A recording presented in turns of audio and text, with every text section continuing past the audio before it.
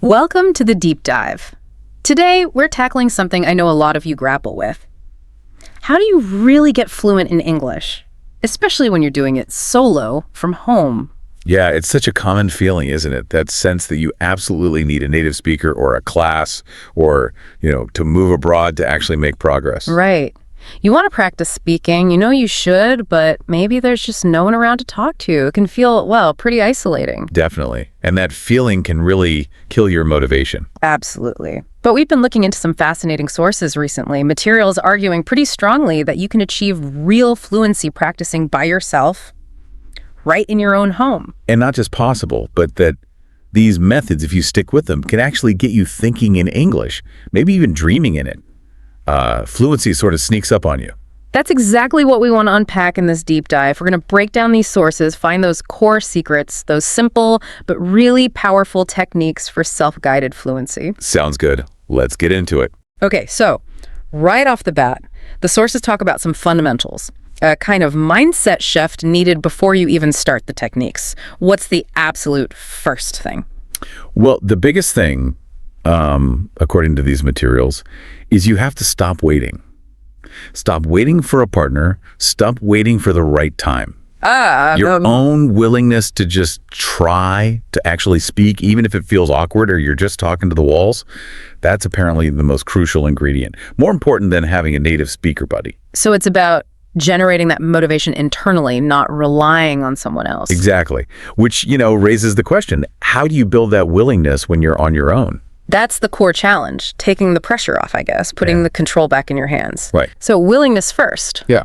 Okay. And then they say, start small, like really simple. Precisely. They draw a parallel to how kids learn their first language. Yeah. You focus on basic sentences, just describing everyday stuff around you. Like, I'm opening the door, stuff like that. Yeah, exactly that simple.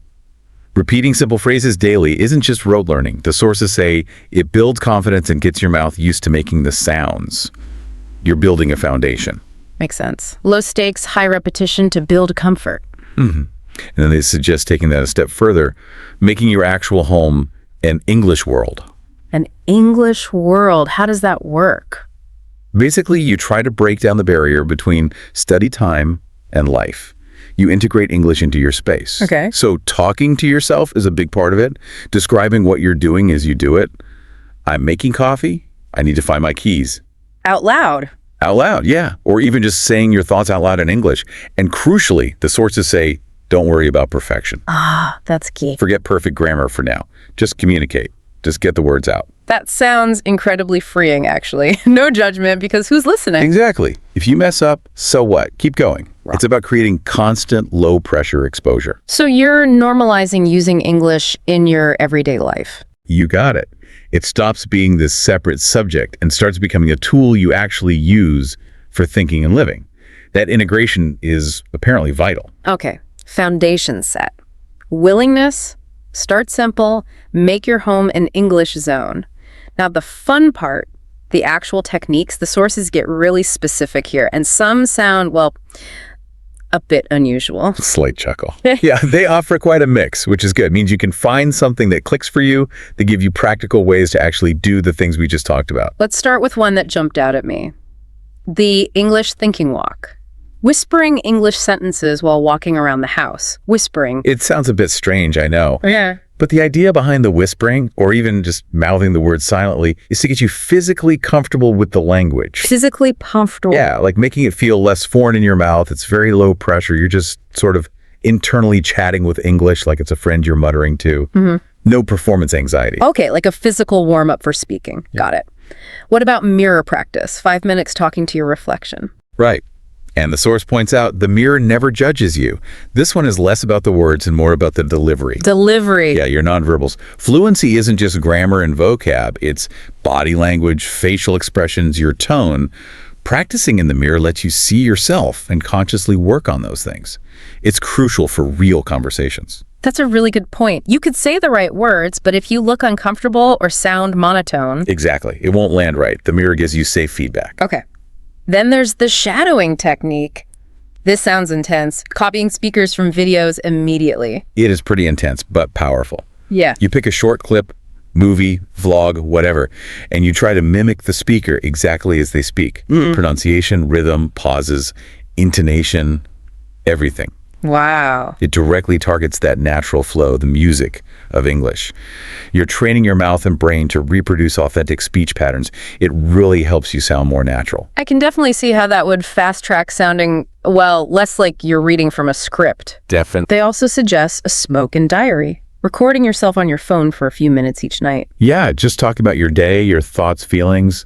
Because it's personal, it tends to be more engaging. And the recording part. That's great for tracking progress. You can listen back, hear how you're improving, maybe catch recurring mistakes. Plus, just hearing your own voice speaking English more fluently over time is a massive confidence boost. Oh, I bet. Seeing or hearing that progress must be really motivating. Sure. And a really simple one. Pretend phone calls. Yeah. Just act like you're calling a friend or maybe ordering a pizza, whatever. Yeah. Practice those common, everyday conversations out loud. Okay. It simulates real-life situations where you need to respond fairly quickly, helps you practice thinking on your feet in English in a totally safe space. Right. Building that conversational muscle memory. Exactly. So we've got these core techniques. The walk, the mirror, shadowing, diary, phone calls. But the sources also list a whole bunch of other ideas, sort of advanced tips to mix it up. Yeah, they offer a lot more to keep things interesting and push you a bit further. Variety is important so you don't get bored, and different activities target slightly different skills. Okay, maybe let's not list them all, but can you give a few examples that show that variety? Like, what's a really simple physical one? Super simple. Label stuff in your house. Stick notes on the door, the window, the kettle, and say the word out loud when you see or use the item. Constant visual reinforcement. I like that. It makes vocabulary very concrete, part of your world. Okay. What about something that requires a bit more production, more than just single words? How about watching a short video, like a news clip or something, and then immediately summarizing it out loud? Okay, so you have to process and then speak. Right. You listen, understand, and then rephrase it in your own words. That's a definite step up from just describing things. Test comprehension and production together. Good one. And for practicing spontaneity, thinking on your feet. They suggest trying a 1-minute impromptu speech. Pick a random topic, anything, my breakfast, my favorite color, plans for the weekend, and just talk about it for 60 seconds. No prep. Ooh, okay. Bit of pressure there. Just a little. But it trains you to think and speak at the same time, which is exactly what real conversation demands. True. Essential skill. And what about something really immersive? Well, the sources suggest dedicating, say, a half day or even a full day each week where you commit to only thinking and speaking in English. Wow. Like a mini immersion at home? Kind of. A staycation immersion, maybe. Yeah. You narrate your actions, do your practices, think your thoughts all in English. It forces you to rely on the language completely for that period. But that sounds challenging, but potentially really effective. It definitely pushes you. But it seems the main thread connecting all these tips from the sticky notes to the immersion days is just doing something. Active, consistent use. Absolutely. Consistency seems paramount. It really is. And something else the sources stress repeatedly is being patient and kind to yourself. This isn't about perfection overnight. Right. Every single time you choose to speak, even if it's just whispering to yourself, even if it feels clumsy, it's an investment. You're building that habit brick by brick. Celebrating the small wins is important too. Okay, so pulling this all together, what's the big takeaway for someone listening right now who feels that frustration, who dreams of fluency but thinks it's impossible alone? The biggest takeaway is it is possible. And you likely already have everything you need. You don't need to wait for a teacher or a trip abroad. Your home, your time, your own voice, those are your tools. These sources basically offer a toolkit, a set of practical strategies you can use to turn your own space into a surprisingly effective English-speaking studio. Your room as your language lab. I love that idea. It's genuinely empowering. This deep dive really highlights that solo practice can be much more dynamic than people think. It really can. And there's a final thought in these sources that I found quite powerful. They say every time you speak English, even alone, you're not just practicing. You're investing. Investing in a future where language isn't a wall holding you back from things. Instead, it becomes a bridge. A bridge. Wow. A bridge to connect with new ideas, new people, new opportunities, new experiences.